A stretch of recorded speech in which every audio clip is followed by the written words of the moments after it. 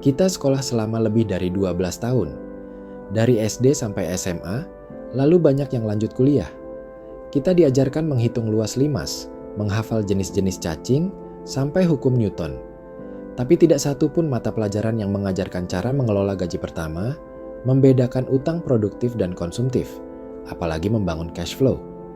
Akibatnya, banyak orang yang punya gelar, tapi kebingungan ketika harus mengambil keputusan soal uang. Mereka pintar soal akademik, tapi tidak tahu apa bedanya aset dan liabilitas. Mereka mampu menjawab soal trigonometri, tapi panik saat kartu kreditnya jatuh tempo. Pendidikan kita membentuk manusia patuh yang bisa mengerjakan soal, tapi tidak membentuk manusia mandiri yang siap menghadapi realitas finansial. Inilah akar masalah yang tidak banyak disadari. Pendidikan formal, kita gagal total dalam membekali kita menghadapi permainan uang di dunia nyata. Kalau pendidikan keuangan kita berhasil, seharusnya lebih banyak orang mapan setelah lulus. Tapi yang kita temui justru sebaliknya. Banyak orang rajin bekerja, tapi dompetnya selalu kosong di akhir bulan. Gajinya mungkin naik, tapi tabungannya tetap nol. Kredit menumpuk, cicilan makin panjang, dan mental makin lelah. Mereka bukan orang bodoh. Mereka hanya tidak pernah diajari bagaimana cara menggunakan uang dengan benar. Mereka bekerja keras setiap hari, tapi uang hanya mampir sebentar lalu hilang entah kemana. Karena tidak pernah diajarkan strategi dasar, mengatur cash flow, membuat prioritas keuangan, atau memahami bahwa gaya hidup bisa membunuh masa depan. Kita hidup di negara di mana dompet kosong dianggap normal dan utang konsumtif dianggap sah. Padahal, semua itu adalah hasil dari satu hal yang tidak kita sadari. Kita tidak pernah diajari cara menangani uang, bahkan oleh sistem yang seharusnya mendidik kita. Selama di sekolah, kita menghabiskan waktu bertahun-tahun duduk di kelas, mencatat, dan menghafal. Tapi tidak pernah ada satu pelajaran pun yang mengajarkan bagaimana uang bekerja. Tidak ada latihan menyusun anggaran, tidak ada tugas kelompok membuat laporan keuangan pribadi, bahkan tidak pernah ada pembahasan tentang risiko inflasi, bunga bank, atau cara berinvestasi. Kita lulus dengan nilai bagus, tapi tidak tahu apa-apa soal dunia nyata. Bahkan guru-guru kita pun kebanyakan tidak diajari hal ini. Sistem ini seperti mesin yang terus mencetak manusia siap kerja, bukan manusia siap hidup. Jadi jangan heran kalau banyak orang baru sadar pentingnya literasi keuangan ketika mereka sudah terjebak utang, kehilangan penghasilan, atau harus membiayai anak sekolah. Sayangnya, pada saat itu sudah terlalu banyak waktu dan uang yang hilang. Satu hal yang sangat mencolok dari sistem pendidikan kita adalah pola pikir yang dibentuknya. Sejak kecil, kita didorong untuk menjadi anak pintar yang mendapat nilai bagus, supaya bisa masuk sekolah bagus, lalu kuliah bagus, dan akhirnya mendapatkan pekerjaan yang aman. Semua arahnya menuju menjadi pegawai. Tidak pernah diajarkan bahwa ada jalan lain, menjadi pemilik usaha, investor, atau pembangun sistem. Kita tidak pernah diminta membuat ide bisnis di sekolah, atau ditantang memahami laporan keuangan. Bahkan saat seseorang mencoba menekuni jalur berbeda seperti jualan online, dia justru dianggap tidak serius. Akibatnya, setelah lulus, mayoritas dari kita hanya tahu satu hal: cari kerja dan bertahan hidup. Kita tidak pernah diajarkan menciptakan penghasilan pasif, apalagi membangun kebebasan finansial. Bukan karena tidak mampu, tapi karena sejak awal tidak dibentuk untuk berpikir ke arah sana. Di dalam kelas, kita dilatih untuk patuh, duduk rapi, diam saat guru bicara, dan jangan terlalu banyak bertanya. Sistem pendidikan tidak memberi ruang untuk berpikir bebas, apalagi mempertanyakan sistem itu sendiri. Kita diminta menghafal, bukan memahami. Diminta menjawab soal, bukan membangun strategi. Ini yang kemudian terbawa ke kehidupan nyata. Banyak orang yang terbiasa menunggu perintah, bingung mengambil keputusan sendiri, dan takut salah langkah. Mereka tidak terbiasa menganalisis risiko, mengevaluasi peluang, atau menyusun prioritas. Karena sejak awal, mereka dibiasakan hanya untuk memenuhi ekspektasi, bukan memimpin arah hidupnya. Pendidikan finansial bukan soal angka dan rumus, tapi soal pola pikir. Dan sayangnya, sistem pendidikan kita justru gagal membentuk pola pikir finansial yang mandiri.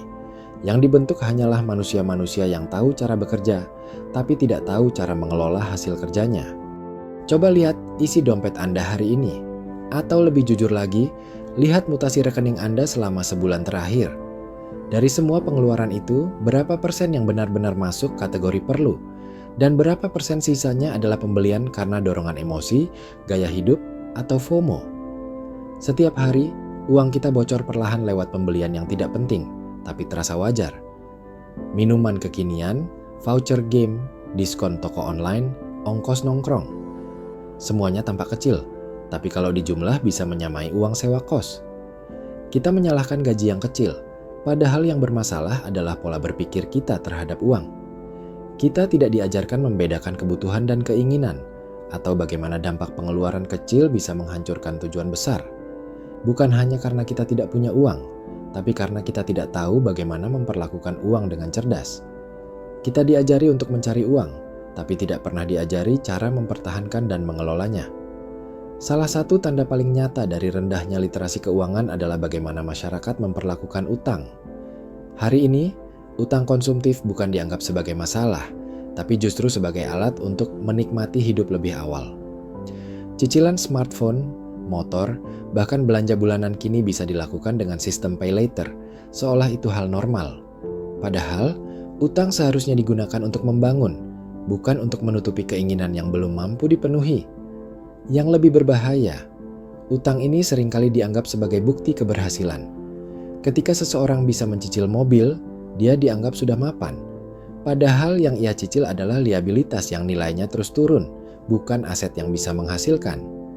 Karena tidak pernah diajarkan prinsip dasar keuangan, masyarakat kita akhirnya menggunakan utang untuk gaya hidup, bukan produktivitas.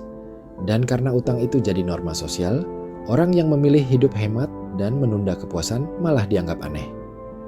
Sistem pendidikan kita tidak membekali kita dengan filter berpikir soal utang. Akibatnya, banyak orang yang menggali lubang finansial tanpa merasa sedang menggali apa-apa. Selama ini, kita hanya tahu satu hal, menabung itu baik. Tapi tidak ada penjelasan lebih lanjut soal cash flow. Kita tidak pernah diajarkan bagaimana aliran uang masuk dan keluar bekerja. Padahal cash flow adalah jantung dari kesehatan keuangan. Banyak orang berpikir bahwa asal bisa menabung Rp500.000 per bulan, mereka sudah aman. Tapi mereka tidak sadar bahwa di saat yang sama, pengeluaran rutin mereka bocor hingga 2 juta dari cicilan, belanja impulsif, dan gaya hidup. Ujung-ujungnya, meskipun ada tabungan, cash flow-nya negatif. Dan ketika ada kebutuhan mendadak, tabungan langsung habis, lalu kembali ke titik nol.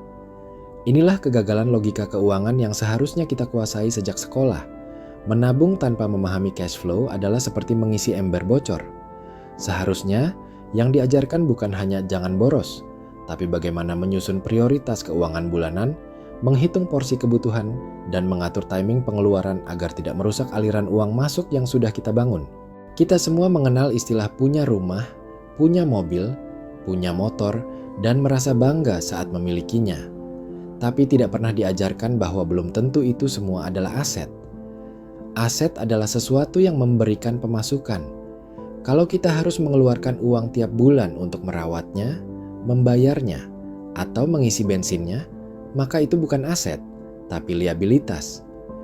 Sayangnya, kita dibesarkan dengan pemahaman yang terbalik. Beli mobil juk sukses, padahal mobil itu hanya menyedot uang setiap bulan. Kita merasa mapan karena memiliki, padahal yang kita miliki hanyalah beban jangka panjang. Inilah hasil dari sistem pendidikan yang tidak membekali kita dengan definisi keuangan yang benar. Kalau saja sejak sekolah kita diberi simulasi sederhana tentang perbedaan aset dan liabilitas, kita tidak akan terjebak pada ilusi kepemilikan yang menguras cash flow. Kita akan mulai memprioritaskan kepemilikan yang produktif, bukan yang konsumtif, dan kita akan lebih berhati-hati sebelum bangga dengan sesuatu yang sebenarnya sedang menarik kita mundur secara finansial.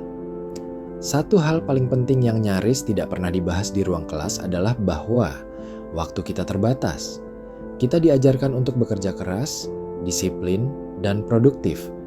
Tapi tidak diajarkan bahwa bekerja selamanya menukar waktu dengan uang akan membuat kita lelah tanpa hasil jangka panjang. Kita tidak diajari bahwa ada cara lain, menukar ide, aset, atau sistem, bukan hanya waktu. Orang-orang yang sukses secara finansial tidak bekerja lebih keras dari orang biasa. Mereka hanya membangun sesuatu yang tetap bekerja meskipun mereka tidak hadir secara fisik. Itu bisa berupa sistem bisnis, konten digital, produk, atau aset investasi. Kalau saja kita diberi pemahaman ini sejak remaja, banyak dari kita akan berpikir 2 kali sebelum terjebak dalam pola kerja sampai tua. Sayangnya, sistem pendidikan kita mencetak buruh, bukan pencipta. Dan akibatnya, banyak orang dewasa hari ini yang masih merasa satu-satunya cara mendapat uang adalah dengan terus bekerja, dan bekerja, tanpa pernah memikirkan sistem yang bisa bekerja untuk mereka. Di masyarakat kita, kerja keras seringkali dijadikan simbol kehormatan. Semakin capek, semakin dianggap sukses. Semakin sibuk, semakin dihormati. Padahal, kerja keras tanpa arah adalah salah satu bentuk pemborosan hidup yang paling mahal. Kita bangga pulang malam, bangga lembur terus-menerus, bangga tidak sempat libur. Tapi lupa bertanya, dari semua energi itu, apa yang sedang dibangun?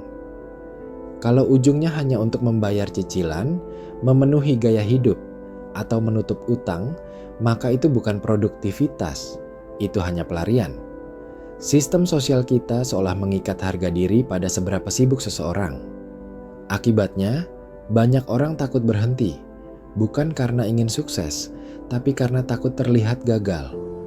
Mereka terus bekerja keras tanpa sempat mengatur ulang strategi. Dan inilah kenapa kita sulit berubah. Karena kita sudah terlanjur menganggap penderitaan itu mulia, padahal seharusnya yang mulia adalah perencanaan. Salah satu alasan mengapa orang sulit berpindah dari cara berpikir lama ke yang lebih cerdas adalah karena lingkungan di sekitarnya tidak mendukung. Di banyak keluarga, pembicaraan soal uang dianggap tabu, investasi dianggap judi, hidup hemat dianggap pelit, sementara gaya hidup konsumtif justru dianggap normal. Ketika seseorang mulai belajar soal aset, saham, atau properti, dia akan dikelilingi oleh komentar yang meremehkan. Ngapain ribet begitu? Yang penting kerja. Atau, beli sekarang aja, kan bisa cicil. Ini bukan karena mereka jahat, tapi karena mereka juga produk dari sistem yang sama. Maka saat satu orang mencoba keluar dari lingkaran itu, tekanan sosial akan bekerja secara otomatis untuk menariknya kembali. Dan karena kita tidak terbiasa melawan arus sejak kecil, kebanyakan orang akhirnya menyerah. Mereka kembali ke zona nyaman, sekalipun itu menyakitkan. Sulit berubah bukan karena kita bodoh, tapi karena kita lebih takut berbeda daripada gagal. Yang membuat perubahan begitu menantang adalah karena banyak orang tidak sadar bahwa pola yang mereka ikuti sebenarnya sedang membawa mereka ke arah yang salah. Mereka terus bertahan dalam sistem yang stagnan, tapi tidak pernah mempertanyakan mengapa hasilnya tidak berubah. Ketika ada orang lain yang berhasil secara finansial dengan cara yang berbeda, reaksi pertama mereka bukan penasaran, tapi menolak. Paling juga hoki, atau dia mah enak, saya beda. Ini adalah mekanisme perlindungan ego dari kenyataan bahwa mungkin selama ini mereka sudah lama disesatkan.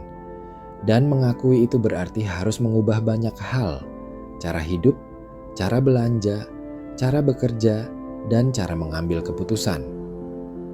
Perubahan tidak terjadi bukan karena tidak ada pengetahuan, tapi karena ada rasa malu untuk memulai kembali dari nol.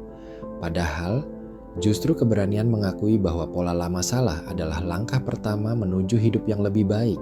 Sistem pendidikan tidak akan minta maaf karena gagal membekali kita dengan ilmu keuangan, tapi hidup tetap menagih. Harga terus naik, kebutuhan makin banyak, dan ketidakpastian ekonomi makin besar. Kita tidak bisa terus menyalahkan sekolah, guru, atau kurikulum. Tapi kita juga tidak perlu terus berjalan dengan peta yang salah. Setiap orang dewasa punya kesempatan kedua untuk belajar ulang. Untuk memisahkan mitos dan fakta. Untuk berhenti membenarkan gaya hidup yang salah dan mulai membangun sistem keuangan pribadi yang benar. Kita mungkin sudah terlanjur masuk dalam pusaran utang, gaya hidup, atau kebiasaan buruk. Tapi semua itu masih bisa diperbaiki. Asal kita mau melihat kenyataan bahwa kita tidak diajarkan soal uang dengan benar sejak awal. Dan tidak apa-apa. Yang salah bukan kita, yang salah adalah sistemnya. Tapi jadi kesalahan kita kalau kita tidak memperbaikinya.